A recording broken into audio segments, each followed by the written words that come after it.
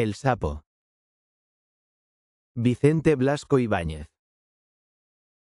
Veraneaba yo en Nazaret, dijo el amigo Orduña, un pueblecito de pescadores cercano a Valencia. Las mujeres iban a la ciudad a vender el pescado, los hombres navegaban en sus barquitas de vela triangular, o tiraban de las redes en la playa.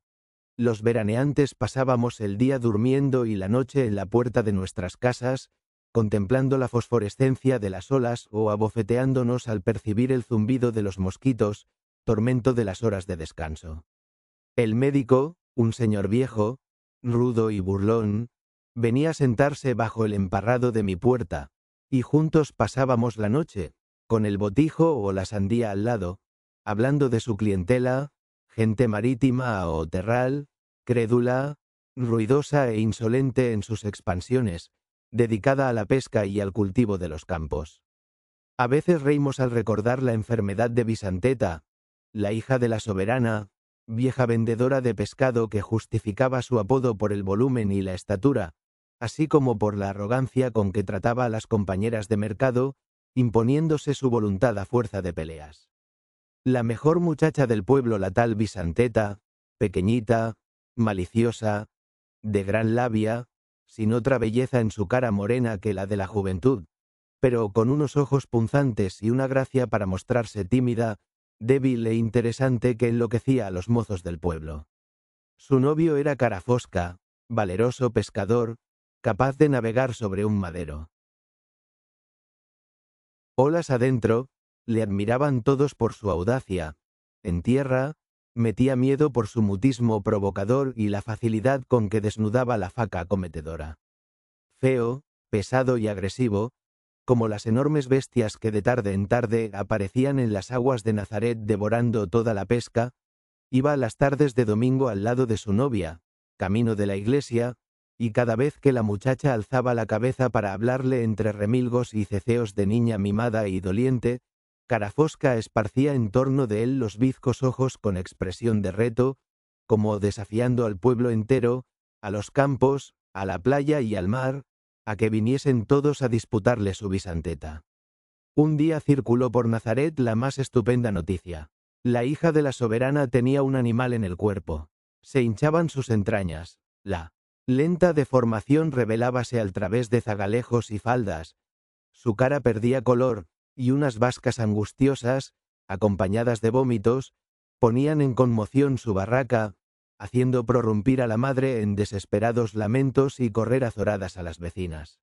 Muchos sonrieron al hablar de esta dolencia. Que se lo contasen a Carafosca.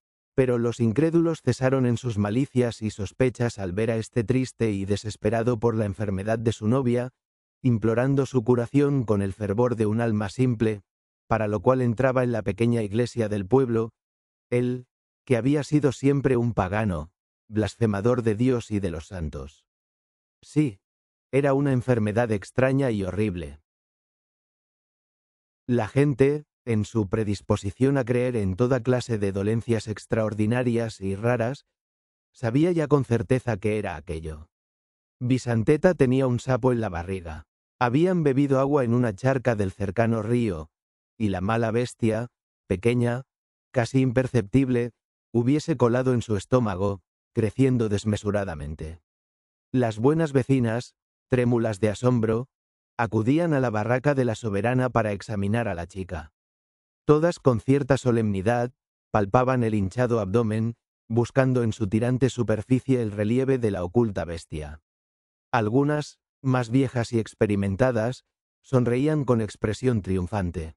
Estaba allí, bajo su mano sentía las palpitaciones de su vida, se movía. Sí, se movía, y tras grave deliberación, acordaron los remedios para expulsar al incómodo huésped. Daban a la chica cucharadas de miel de romero para que la mala bestia acudiese golosa, y cuando más tranquila estaba en su regodeo, cataplum. Una inundación de jugo de cebolla con vinagre que la hiciese salir a todo galope. Al mismo tiempo le aplicaban al vientre milagrosos emplastos, para que el aspo, sin un momento de calma, escapase despavorido, estopas mojadas en aguardiente y saturadas de incienso, marañas de cáñamo embreado del calafateo de las barcas, hierbas del monte, simples pedazos de papel con números, cruces y el sello de Salomón, vendidos por un curandero de la ciudad. Visanteta creía morir con estos remedios que entraban por su boca. Estremecía por los escalofríos del asco, se arqueaba en horribles náuseas, como si fuese a expeler las entrañas, pero el odioso sapo no se dignaba asomar una de sus patas, y la soberana ponía el grito en el cielo. ¡Ay, su hija! Jamás lograrían tales remedios echar fuera al perverso animal. Era mejor dejarlo tranquilo y que no martirizarse a la chica, darle mucho de comer, que no se nutriera solo con el jugo de su Visanteta, cada vez más paliducha y débil. Y como la soberana era pobre, todas las amigas, a impulsos de la compasiva solidaridad de la gente popular, se dedicaron al sustento de Visanteta para que el sapo no la molestase. Las pescadoras, al volver de la plaza, le traían pastelillos comprados en establecimientos de la ciudad donde solo entran señores. En la playa, al repartirse la pesca, apartaban alguna pieza jugosa de las que sirven para una sopa suculenta. Las vecinas con puchero a la lumbre sacaban en tazas la flor del caldo, llevándolas lentamente, para que no se derramará, a la barraca de la soberana, las jícaras de chocolate presentándose en la tarde una tras otra. Visanteta resistirse ante el enorme obsequio. No podía más. Estaba harta, pero la madre avanzaba el peludo hocico con expresión imperiosa. A comer he dicho. Debía pensar en lo que llevaba dentro. Y sentía un afecto oscuro e indefinible por aquella bestia misteriosa albergada en las entrañas de su hija. Se la imaginaba, la veía, era su orgullo. Gracias a ella, el pueblo tenía los ojos puestos en la barraca, la tertulia de vecinas era continua, y la soberana no encontraba mujer en su camino que no la detuviera para pedirle noticias. Solo una vez había llamado al médico, viéndole pasar ante la puerta, pero sin deseo, sin esperanza alguna. ¿Qué podía hacer aquel pobre señor contra un animal tan tenaz? Y a oír que, no contento con las explicaciones de ella y de su hija y los audaces toqueteos por encima de las ropas, hablaba de un reconocimiento interior, la fiera matrona casi lo puso en la puerta.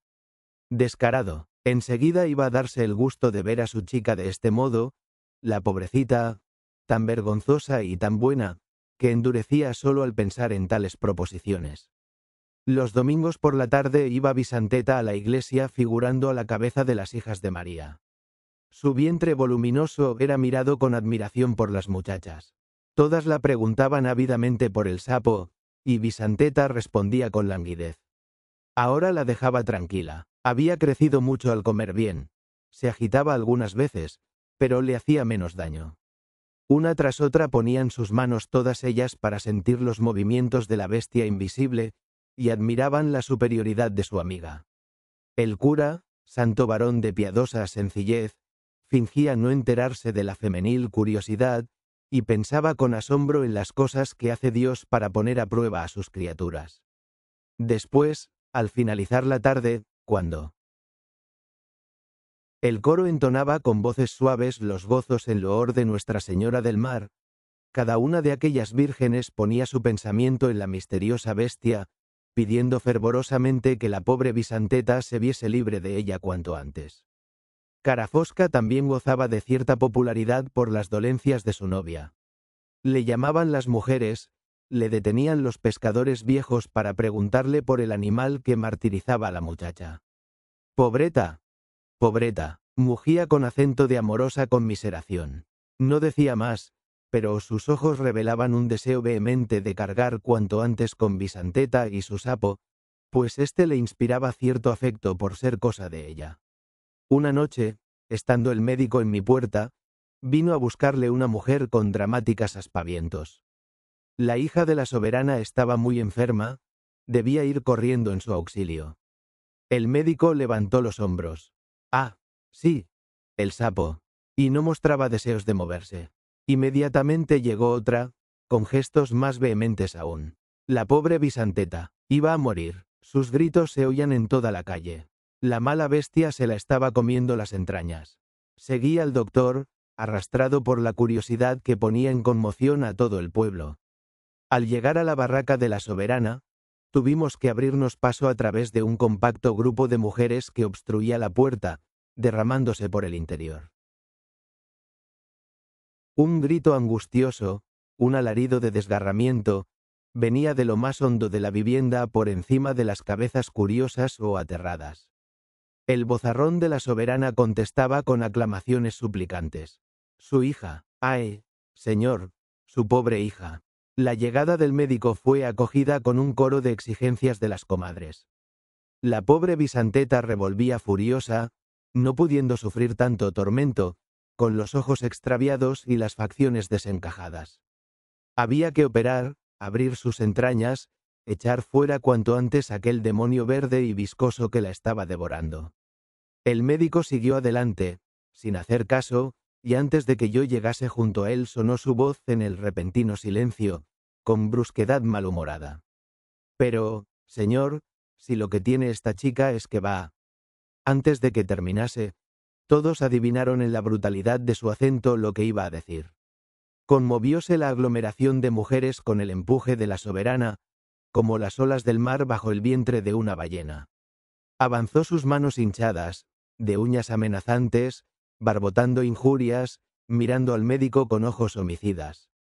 Ladrón, borracho, fuera de su casa. La culpa era del pueblo, que mantenía a un hombre sin religión. Iba a comérselo, debían dejarla, y se debatía furiosa entre las amigas, pugnando por librarse de ellas y arañar al médico. A sus alaridos vengativos unía el débil de Bisanteta protestando entre los ayes que le arrancaba el dolor. Mentira, que se fuese aquel mal hombre. Boca de infierno, todo mentira, pero el médico iba de un lado a otro pidiendo agua, pidiendo trapos, arrebatado e impetuoso en sus órdenes, sin prestar atención a las amenazas de la madre y a los lamentos de la hija, cada vez más fuertes y desgarradores. De pronto rugió como si la matasen, y hubo un remolino de curiosidad en torno del médico, invisible para mí.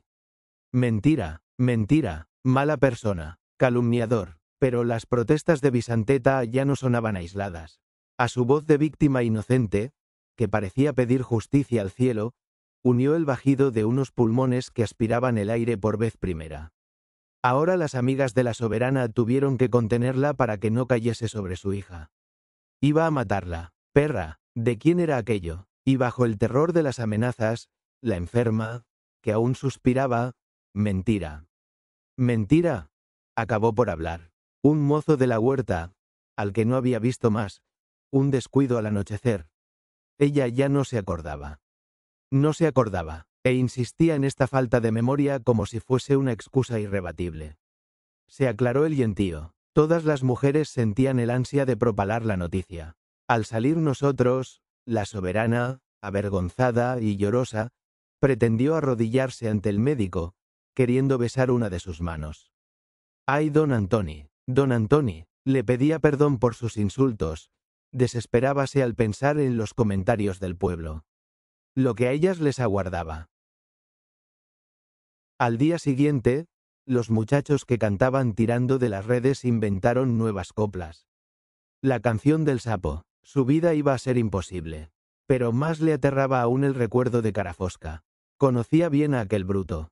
A la pobre Bisanteta la mataría apenas saliese a la calle. Ella tendría igual suerte, por ser su madre y no haberla vigilado. ¡Ay, don Antoni! Le pedía de rodillas que viese a Carafosca. Él, que era tan bueno y sabía tanto, debía convencerle con sus palabras, hacerle jurar. Que no las molestaría, que se olvidaría de ellas. El médico acogió estas súplicas con la misma indiferencia que las amenazas y contestó con brusquedad. Ya decidiría. Era un asunto delicado. Pero una vez en la calle, levantó los hombros con resignación. Vamos a ver a ese animal. Lo sacamos de la taberna y comenzamos a pasear los tres por la oscura playa. El pescador parecía intimidado al verse entre dos personas tan importantes. Don Antonio le habló de la superioridad indiscutible de los hombres desde los primeros la creación, del desprecio con que deben ser miradas las hembras por su falta de formalidad, de su inmenso número y lo fácil que resulta escoger otra cuando la que tenemos nos da un disgusto, y acabó por contar rudamente lo ocurrido. Carafosca dudaba, como si no comprendiese bien las palabras. Poco a poco, en su espesa inteligencia, iba abriéndose camino la certidumbre. Redeu, redeu. Y se daba furiosos rasguños por debajo de la gorra, y se llevaba después las manos a la cintura como si busquéis la temible faca. El médico quiso consolarlo. Debía olvidar a Visanteta. Nada de hacer el guapo queriendo matarla. Encontraría otras mejores. Aquella mosquita muerta no merecía que un buen mozo como él fuese a presidio. El verdadero culpable era ciertamente aquel labrador desconocido. Pero... ¿y ella? ¿Y la facilidad con que se descuidaba, no acordándose después? Paseamos mucho rato en penoso silencio, sin otra novedad que los rasguños que Carajosca se daba en la cabeza y la faja. De pronto nos sorprendió con el bramido de su voz, hablándonos en castellano, para mayor solemnidad. ¿Quieren que les diga una cosa? ¿Quieren que les diga una cosa?